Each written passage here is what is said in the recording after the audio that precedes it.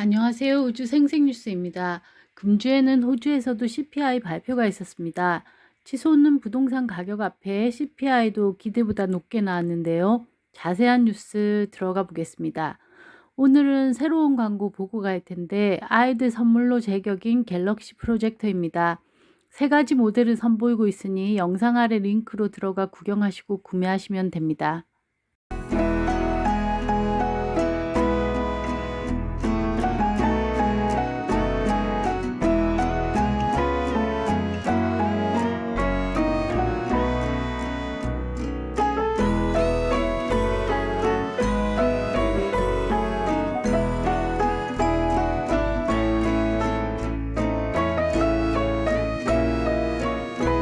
환율부터 보고 가겠습니다. 호주 달러가 미 달러 대비해서는 65센트 근방에서 움직이고 있지만 달러가 여전히 강세를 보이고 있기 때문에 한화 대비로는 900원을 찍었습니다.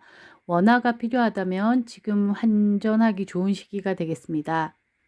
반면 호주 주식시장은 좋지 못했는데요. 주 초만 해도 오를 것 같던 주식시장이 주 후반에 무너지면서 7,837포인트로 마감했습니다. 이유로는 소비자 물가인 CPI가 생각보다 높게 나오면서 이자율 인상 예상까지 나오고 있기 때문입니다. 이번 주 발표된 3월 쿼터의 CPI 지수가 1%로 나왔습니다. 지난 12월 쿼터에 0.6%가 나왔던 걸 감안하면 상승한 수치인데 예상했던 0.8%보다 높은 수치입니다.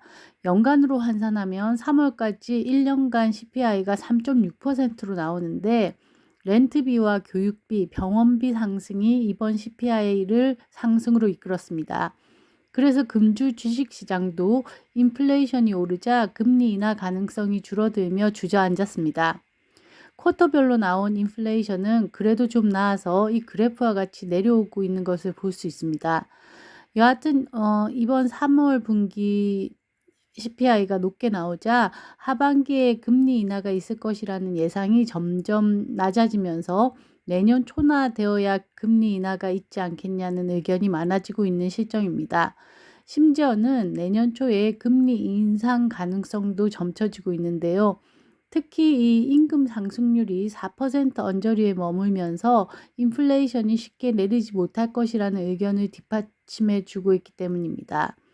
적어도 이 임금 상승률이 3.5% 이하로 내려야 이 인플레이션도 더 내려갈 룸이 생긴다는 말인데요. 이렇게 되니 다음 달 있을 연방 예산안을 짜기도 어렵게 되었습니다. 이 5월 14일로 다가온 연방 예산안은 이번 노동당 임기의 마지막 예산인 만큼 지출 규모가 늘어날 것으로 예상되는 가운데 추가적인 생활비 경감 방안이 고려되고 있는 것으로 보입니다.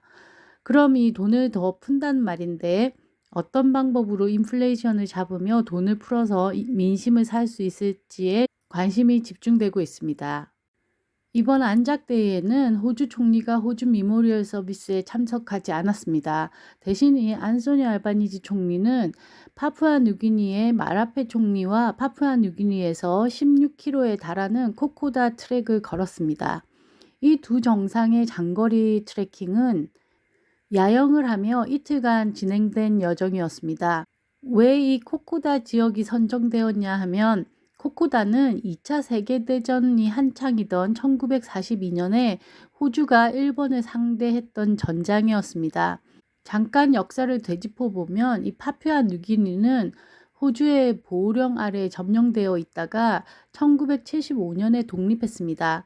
호주 식민지로 있다가 독립한 이 남태평양 섬나라는 이 동네 섬나라 중 유일하게 섬 내에 국경이 있는 나라로 인도네시아와 국경을 맞대고 있습니다. 여기 사진에서 보듯이 이 빨간 쪽이 파푸아뉴기니이고 노란 쪽이 인도네시아입니다. 이런 역사로 이 파푸아뉴기니는 영어가 공용어이지만 많은 다른 부족 언어가 사용되고 있고 아직도 여러 족장들이 지역을 다스리고 있어 부족 간 갈등이 많은 나라입니다.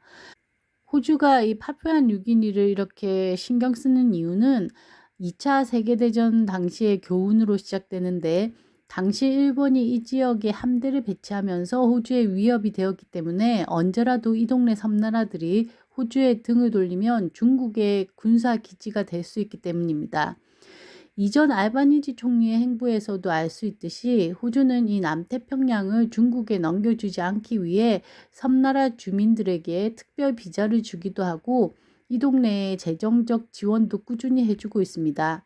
아직도 이 섬나라들은 최빈국에 속할 만큼 큰 경제활동이 없고 주로 자국민들이 외국에서 벌어들여 송금해주는 돈으로 지역 경제를 유지하고 있습니다. 이 동네에 속하는 남태평양 섬나라들이 이 솔로몬 아일랜드와 피지 등이 있습니다. 중국도 가만히 있지는 않고 여러 가지로 이 남태평양에 신경을 많이 쓰고 있는데 양이 외교부 장관은 알바니지 총리가 이 코코다 트랙을 가기 며칠 전 이 파푸아 뉴기니를 방문했습니다. 이 방문에서 호주의 이 오커스티를 언급하며 남태평양 섬나라들이 호주의 뒷마당이 되는 것을 우려한다고 했고 이 파푸아 뉴기니의 코코아와 커피 빈 등을 수입하겠다는 약속을 한 것으로 알려졌습니다. 중국은 특히 이 지역의 천연가스와 금 등의 자연에도 관심이 많습니다.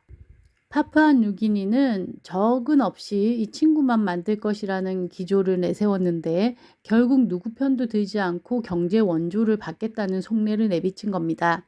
앞으로도 호주가 이 남태평양 지역의 원조를 계속해서 지원한다는 소식은 자주 들리는 뉴스가 되겠습니다.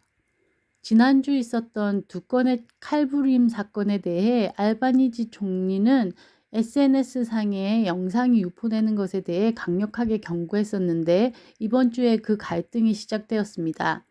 이 호주 정부 관리인 인맨 그랜트가 연방 법원에서 X와 일론 머스크를 상대로 관련 게시물 65개를 삭제하라는 소송을 냈는데 일론 머스크가 이끄는 X 쪽에서는 호주 정부가 언론의 자유를 방해한다고 하며 호주를 넘어선 온라인을 지배하려고 하는 입장에 굴복할 수 없다는 입장을 내보였습니다.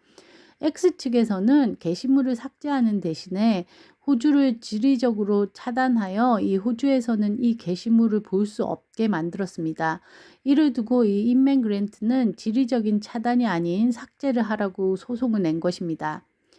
이번 주에 이 호주 연방경찰에서는 교회 칼 사건에 연루된 것으로 보이는 5명의 청소년들을 체포했는데 그들의 핸드폰에 이 장혹한 영상들이 담겨 있었다고 합니다. 호주 국가안보기관은 이 영상들이 IS가 젊은이를 모집하는 홍보 영상으로도 사용될 수 있다고 보아 그 영상과 그래픽을 소지한 것도 문제로 삼고 있습니다. 이렇게 국가안보와 영상 소지가 직접적으로 링크가 된 만큼 영상 파문은 좀 더 커질 수 있겠습니다. 호주 일각에서는 이 트위터를 인수해 X로 이름을 바꾼 일론 머스크가 언제 중국을 비판한 적이 있냐며 중국의 언론 자유는 생각한 적이 있냐며 이 테슬라가 팔리는 이상 중국의 언론 규제에 대해서는 한마디도 안 할 것이라는 뒷담화도 있었습니다.